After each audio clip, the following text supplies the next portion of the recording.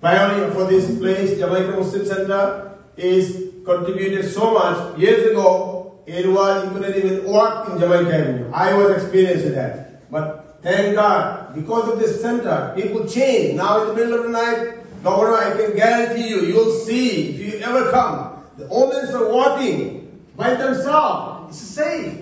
Because of this center has a big contribution for this community.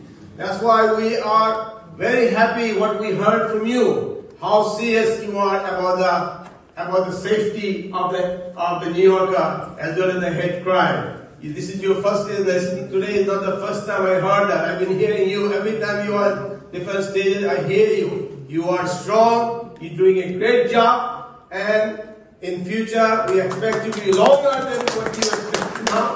Next time you come, we wish you and we help you. The prayers, and I do hope to be able to come because it's important to me. It's important to me to come out to the communities directly and to let them know that I do care about them deeply. And yes, this is not my first visit, nor will it be my last. I've only been governor for about 7 months now, and Allah willing, God willing, I'll also be able to be here for many, many years to come. But I did want to extend my greetings during this time and say to all of you, make sure that we recognize that this is Ramadan. With Ramadan Mubarak, I wanted to make sure I extended my greetings to all of you during this very, very holy time of great reflection and introspection and fasting and all the traditions and the sacrifice that occurs during this time that reminds us what makes us so human and connected to each other through services like you're going through every day during Ramadan. This is important. It's an important part of our story, our New York story, particularly here in Queens. And you're an important part of the fabric here. And I want to thank you and all the leaders of this community for all the work you do to serve people, not just with the prayer, but taking care of people, not just spiritual needs, but their physical needs, and taking care of children and senior citizens and giving them opportunities. But unfortunately, as you know far too well, there are people out there who harbor hate in their hearts.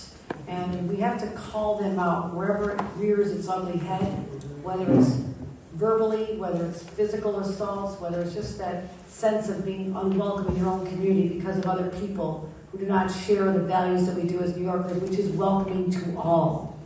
And therefore, I'm proud as governor, and I've been here before, I've worshiped with you before, I have been here for many celebrations and occasions, and I will continue to do so. But on this given day, when we are seeing a rise in hate crime throughout all of our communities, but to let you know that as governor, I stand firm in my belief that there is no tolerance for any form of hatred, however it shows up, whether it's, again, assaults or whether it's verbal. We are here to fight this. And we just had come through our legislative session, our budget.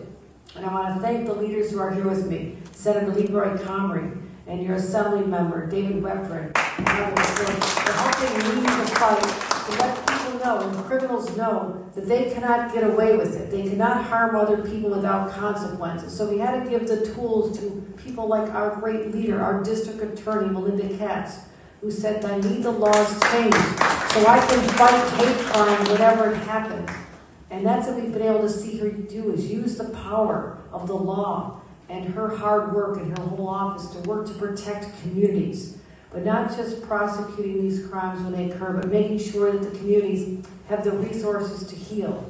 So again, I thank my partners in the legislature for making sure our budget had over $25 million set aside to help communities who are subjected to hate crimes over and over, to help them have security grants, whether it's cameras and other ways to make mosques and places of worship feel safe and secure. Also, for communities that have been victimized, there's money for social services and directly for victims themselves. Money that should have been there, raised for years, was leveled out in 1998. We finally have resources that'll help people start to feel whole again. Because fear is paralyzing. It's a horrible sensation. You don't feel safe in your own communities. And I want to make sure that no one ever feels unsafe, unwelcome in the great state of New York. So I thank all of you, our chairman, Mr. Secretary, all of our leaders here, the leaders of this great community.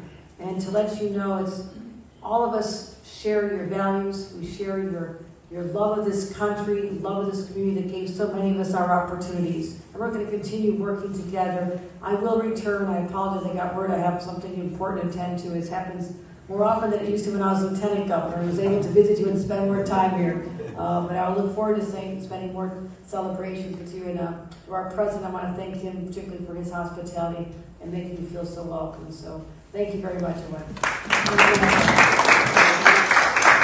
That comes together by the legislature with Assemblyman Weprin and Senator Comrie and this governor, Governor Hokcul. And they recognize a problem. They know that there's a solution. They work with each other. They work with the DAs throughout the state of New York. And they make sure we do something. We called Governor Hokcul. We said we needed a problem. We needed a problem solved. We have a hate crimes issue. She was right there. But it's not only about hate crimes. It's about the economy of the state. It's about growing businesses. It's making sure that education is available in every community. It's making sure that you never have to be obscure in your own neighborhoods. It's making sure that you pray however it is you choose to pray. The governor protects it, Senator Comrie protects it, Assemblyman Weprin protects it, and when those laws are violated, I prosecute it. And that's really the partnership that we need. So I want to thank Governor Hokcul. I know that she was busy for Eid, but let me just say this. There's 20,000 people last year at Eid. There's 3,000 people at the other events. She wanted to come and talk here in a smaller crowd and listen